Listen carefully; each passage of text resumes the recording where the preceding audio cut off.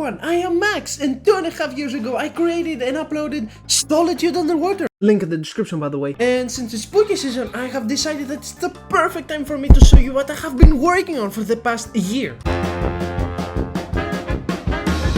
Right after I uploaded Solitude Underwater, link in the description of course, I had to move to the Netherlands to start university. And since I hate myself, I decided that I'm going to be spending all my free time developing a brand new game. So the idea for this game came to me at some point while I was developing Solitude Underwater, link in the description. I was watching the Polar Express for, I don't know, the 100th time. And it just came to me. I want to make a train game, but not just any train game. I want to make a horror adventure train game because, well, horror is objectively the best genre, so it definitely doesn't have to do anything with me working on Solitude Underwater at the same time. I mean, preposterous. First thing that came to my mind was a FNAF management typo deal, since the cabin where you have to drive the train is a very small space. But what to do and what will the enemies do? Or what will the enemies even be?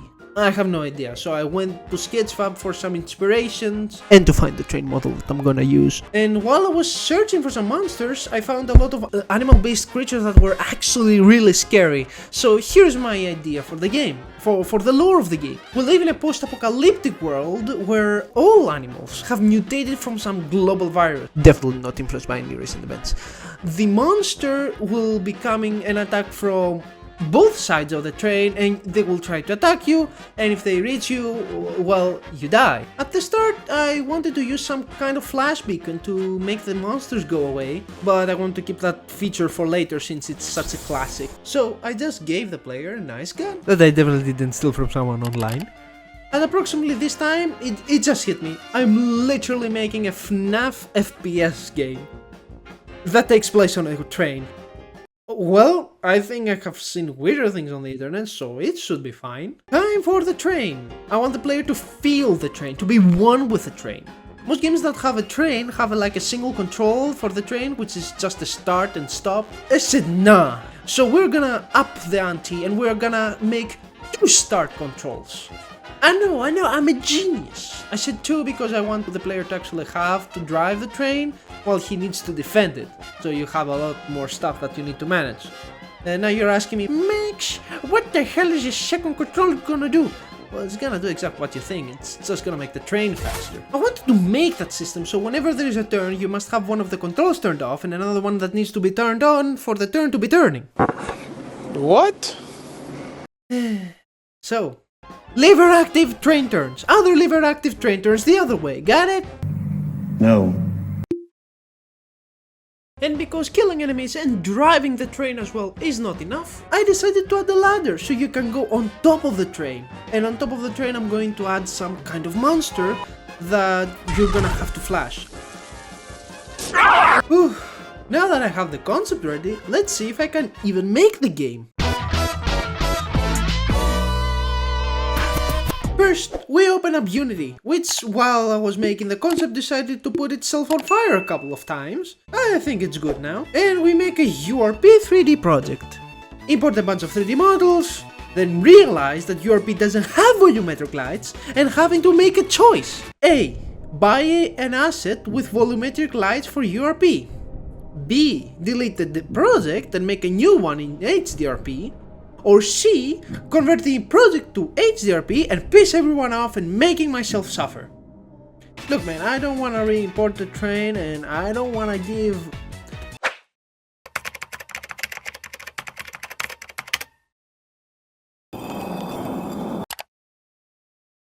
€82? Is this gonna be the worst decision I have ever made?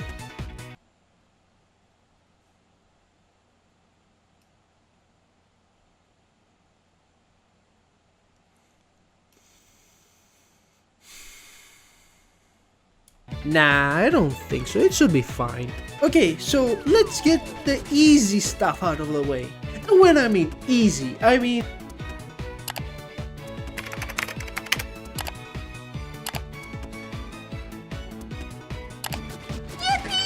So now that we got our character controller, it's time that we add our bean over here inside the train and make it so he can't live with a bunch of box colliders. Now that this is done, any proper game developer would program all the mechanics very carefully and test them to see if it is any fun within a few months. So of course I'm gonna spend the next 4 months perfecting VFX and lighting. Huh? Oh, come on! You gotta admit this is cool! Yeah. Also, take a look at the pretty smoke I made for the train, isn't it wonderful? You notice as well that I added a bunch of trees and grass that I found in the Unity Asset Store. And then I added a wavy wind looking thing effect. So it looks cool and it waves and stuff. It's nice. Okay, now we are going to do the train movement. I wanted to make it so I have it like an open world, so I can place some modular tracks around and everything. But while I was making it, I discovered two things. One, the tracks I want to make are huge in scale, because I want the train to go extremely fast. Secondly, its DRP is absolutely horrible in performance. Okay. Oh my piece. I was running the game while nothing was happening at FPS. The only thing that existed was trees, grass, rocks, and bushes. And of course the train, some tracks and the player. That doesn't count. For your information, my laptop has an RTX 3070 and a Ryzen 9. So I had to find a smart way to trick the player, thinking that the map is big, while in reality it has to be tiny. Here's what I ended up with. Yes, you're not mistaken, the train is not moving, but the track itself is. Basically, I'm using chunks that I am spawning and moving infinitely in one direction, and once they reach the end, they get destroyed. I did that by adding a constant velocity to that direction, and after a certain distance it gets deleted. Okay. Now that the train can move straight, we need the train to turn. Or do we? By doing some small research, we can find how subway surfers, yeah, we're going that route, did their effect where the obstacle comes slightly to the left. And if we take the code for that from a tutorial I found, modify it a bit, and slap a slider on it, yeah, now we have the illusion of turning, all controlled by this little setting. Although, don't move too far from the track, it's kinda weird. Player moving? Check. Train moving? Check. Train turning? Check. Well, I guess we can take a break from movement and do something interesting for a change. I think a gun is perfect. Now, I've never coded a gun in my life. And apparently I have to use something called the raycast? Now, whenever I encounter something new in game development, I like to experiment and figure out how it works by running multiple tests. And yeah, now the gun works. Oh, the hands? Yeah, I found them on Sketchfab. And it even comes with some animations I can use. Speaking of, I had to make some extra animations myself, like walking, running and aiming. Because it looks cool, of course. Oh, by the way, I named the game Transfer, and here are some marketing stuff I did for the game, and I made them in Unity, and a little bit of help from Photoshop. Well, I think that's all I have for you for today. Thank you all so much for watching. I'll be bringing you the next devlog tomorrow. We're gonna be adding enemies and so much more. So make sure to subscribe and turn on notification. Or, you know, you can subscribe if you feel like it. That's all I have for you. Yeah, catch you in the next one. Bye bye.